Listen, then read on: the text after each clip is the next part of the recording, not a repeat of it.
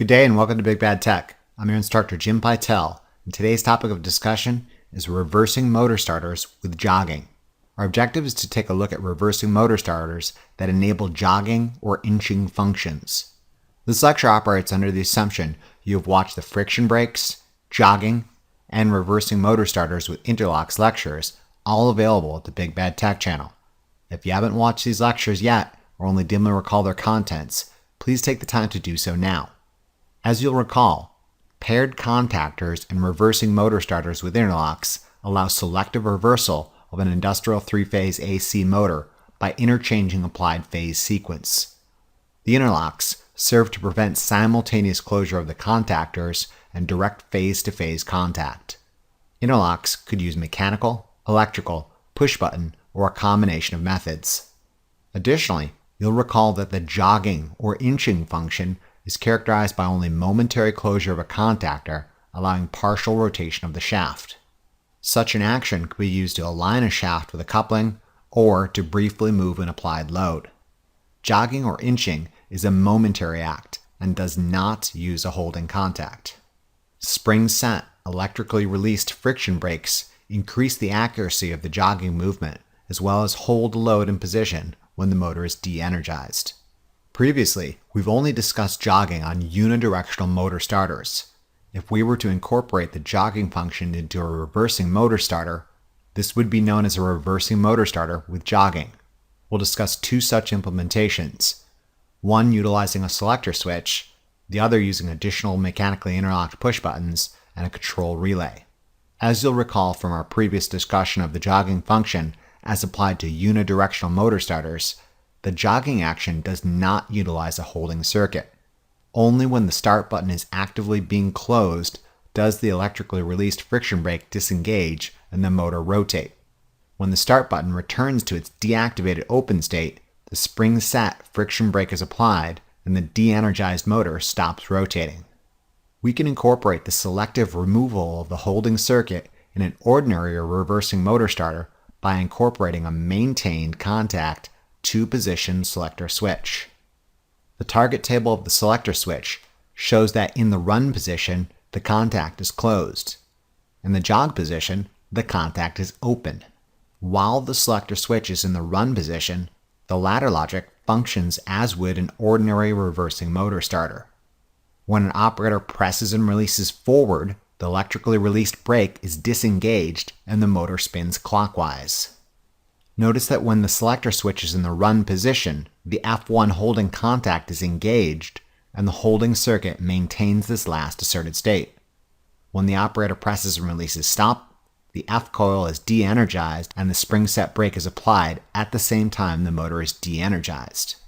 Similarly, when an operator presses and releases reverse, the electrically released brake is disengaged and the energized motor spins counterclockwise.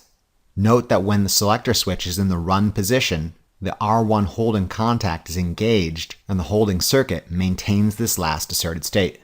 The stop button functions similarly. Notice while in its natural deactivated closed state, the maintained contact e-stop in no way, shape, or form affects functionality of this system. When an operator presses and releases forward, the motor spins clockwise. When an operator presses and releases stop, the motor stops, ready to initiate another start cycle. When an operator presses and releases reverse, the motor spins counterclockwise. When an operator presses and releases stop, the motor stops, ready to initiate another start cycle. If, however, an operator were to observe an unsafe scenario, by hitting the maintained e-stop, the motor would stop and the system would be disabled. Importantly, due to the maintained rather than momentary nature of the e-stop, the system will remain disabled until the e-stop is reset. Neither the forward nor reverse button will energize either contact or coil, and as such, the primary contacts will not close despite repeated attempts to do so. That's the point. The maintained e-stop has disabled the system. Only after the e-stop has been reset and returned to the closed position can the system now start the motor. Similarly, notice the normally closed overload contact serves to protect the motor from sustained overload conditions in both the forward and reverse mode. In the ready or go state, The normally closed overload contact in no way, shape, or form affects functionality of this system. If, however, the motor experienced a sustained overload, the normally closed overload contact would open and de-energize either contactor coil regardless of the rotational direction. Only when the overload has cooled and reset will the ladder logic diagram allow an operator to rotate the motor clockwise or counterclockwise. Note the mechanical interlock prevents the simultaneous closure of the forward and reverse contactors. Now, consider the operation of the same reversing motor starter with the selector switch in the jog position. If an operator were to press forward, the F contactor coil would energize. The primary F contacts would close, as would the holding contact F1. However, due to the open selector switch in the jog position, the holding circuit is not maintained. The electrically released brakes would disengage and the motor would begin spinning clockwise as long as the forward button is being actively closed. As soon as the operator released the forward push button, the spring return would return it to its deactivated open state and de-energize the F contactor coil. The primary F contacts would open, as would the auxiliary contact F1.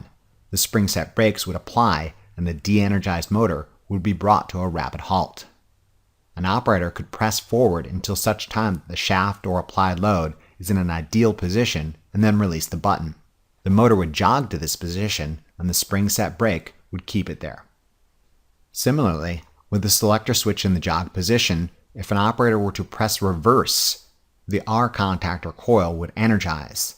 The primary R contacts would close, as would the holding contact R1. However, due to the open selector switch in the jog position, the holding circuit is not maintained. The electrically released brakes would disengage and the motor would begin spinning counterclockwise, as long as the operator held the reverse button closed. As soon as the operator released the reverse push button, the spring return would return it to its deactivated open state and de-energize the R contactor coil. The primary R contacts would open, as would auxiliary contact R1. The spring set brakes would apply and the de-energized motor would be brought to a rapid halt. With the selector switch in the jog position, an operator could press reverse until such time the shaft or applied load is in an ideal position and then release the button. The motor would jog to this position and the spring set brake would keep it there. Note that jogging or inching circuits are demanding applications that necessitate contactors rated for this utilization. The closure of the forward or reverse contactor instantaneously and directly connects the motor to full voltage. Such an event is characterized by a large inrush current surge. Ordinarily, a motor would come up to rated speed and inrush current would subside. However, a jogging event is momentary in nature, and the contactor must break current in excess of normal full load current. For this reason, contactors used in jogging applications must be rated for this purpose. An AC3 rated contactor is designed to make inrush current, yet only break full load current. In contrast, an AC4 rated contactor is designed to make and break inrush current. Additionally, motors that are frequently jogged could also experience premature overload conditions, since the current that characterizes this event is many times that of normal operating conditions. Note as presently implemented, the mechanical interlock between the forward and primary reversing contactor only prevents physical movement of the contact carriers. If an unusually headstrong operator pressed and held forward and reversed simultaneously in either run or jog mode, one contactor contact carrier would move and the other one wouldn't. The coil, losing the tug of war, would experience premature burnout since its armature never seals in.